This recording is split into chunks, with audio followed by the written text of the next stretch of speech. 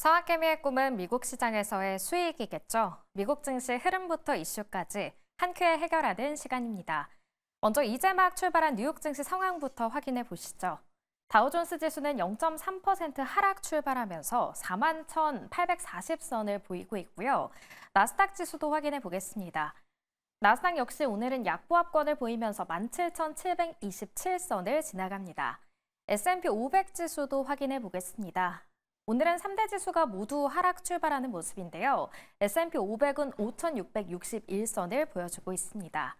그렇다면 현재 미국에서는 어떤 이슈가 떠오르고 있을지 미국 증시 전문 유튜버시죠. 유선남님과 함께 이야기 나눠보도록 하겠습니다. 안녕하세요. 오늘은 어떤 일정들 준비되어 있나요?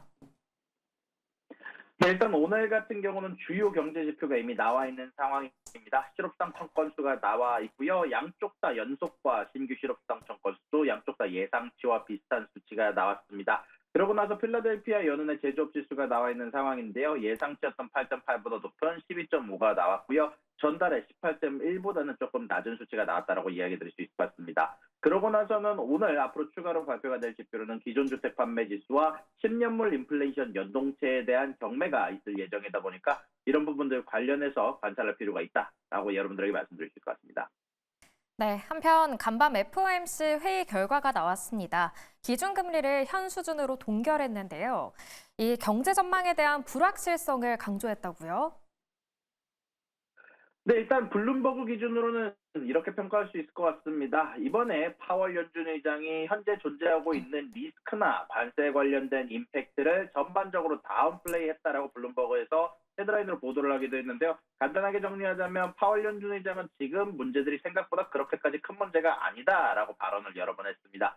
자, 일단 여기에 대해서 좀 더 디테일하게 한번 정리를 하겠습니다. 가장 중요한 포인트 몇 가지만 말씀을 드리자면 금리를 동결하면서 장기금리는 중간값은 3%로 이번에 점도표가 찍혔습니다. 여기에다가 2025년 말 기준금리를 3.9%로 예상하게 되면서 이전과 동일하며 시장이 예상했던 1회 인하보다 많은 2회 인하를 예상한다라고 발표를 했고요. 2025년에 50bp, 2026년에 50bp를 추가로 인하를 암시하는 발언들을 발표를 하게 됐습니다. 연준의 투표에서는 이번에 대차 대조표 축소 유지에 대한 투표가 나왔는데요. 원로 총재 한 명만 대차 대조표 축소 유지에 반대를 했고요. 그리고 나머지 사람들이 투표를 하게 되게 되면서 4월 1일부터 대차 대조표 축소 속도를 늦춘다라는 결과를 냈습니다. 국채 월 상환 한도를 250억 달러에서 50억 달러로 줄이고 MBS 상환 한도는 아무래도 350억 달러를 유지한다라는 발표가 나왔고요. 그리고 이렇게까지 점도표나 여러모로 성명서가 사실 시장을 달래는 발표가 나온 반면에 파월 같은 경우도 추가적으로 좀 더 시장을 달래는 발언들을 하기도 했습니다. 일단 가장 중요했던 발언은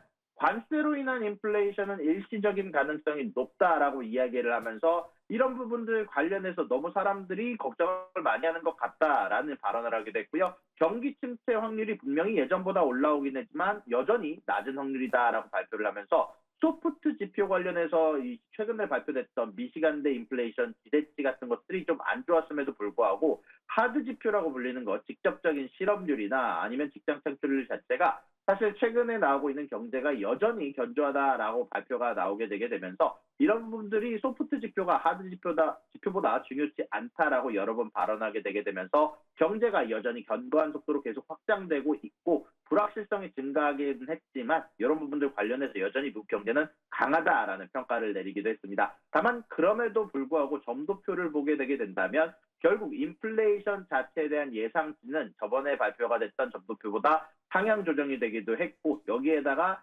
전반적인 실업률 자체도 예상보다 조금 더 높아지는 결과를 발표를 하기도 했기 때문에 결국 스태그플레이션에 대한 확률 자체는 예전보다 좀 높아졌다라고 여러 번 좀 더 강조하는 모습의 점도표가 발표가 되기도 했고요. 여기에다가 파월 연준 의장 같은 경우는 몇 번 더 이야기를 했던 부분들 중 하나는 결국 관세에 관련된 부분은 여러 불확실성을 주는 요소고 인플레이션이 분명히 여기에 대해서 우리의 금리 인하를 낮추는 조건으로 작용을 하긴 하겠지만 아무래도 이런 부분들은 일시적인 인플레일 가능성이 높다 보니까 너무 걱정할 필요가 없다라는 부분을 여러 번 강조하게 됐습니다.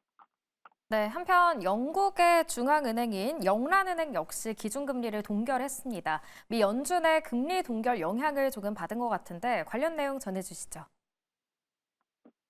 네, 이번에 영란은행도 기준금리를 4.5%로 동결을 했습니다. 경제 불확실성이 높은 가운데 안에서 신중하게 접근하겠다라는 평가를 내렸는데요.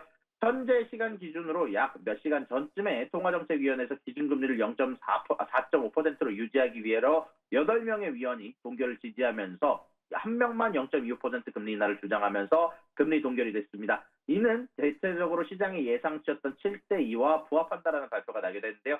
앤드류 베일리 BOE 총재 같은 경우는 경제적 불확실성이 크다라고 얘기를 하면서 금리가 점진적 하락 경로에 있더라도 매 6주마다 열리는 MPC에서 세계 및 국내 경제를 면밀히 검토하겠다라고 밝혔고요. 특히 미국의 관세 발표와 무역 상대국에 대한 대응, 지정학적 불확실성 증가, 독일의 재정 개편 계획들을 언급하면서 글로벌 금융시장에 대한 변동성이 커지고 있다라고 지적을 하기도 했습니다. 그에 따라서 영란은행 같은 경우는 최근 들어서 나왔던 발표 지표들을 언급하면서 인플레이션 지표가 예상보다 높았으며 영국의 전반적인 경제 지표 자체가 아무래도 조금 더 면밀한 관찰이 필요한 시점이다라고 얘기를 하면서 점진적인 인하를 시사하기로 했다라고 발표가 나게 됐습니다. 네, 영국과 미국 모두 이 앞으로의 경제에 대한 불확실성 때문에 기준금리 동결이라는 결과가 나오지 않았을까 싶은 생각입니다. 그런데 연준이 금리를 동결하자 트럼프 대통령이 연준을 압박하고 나섰습니다. 이 압박이 통할까요?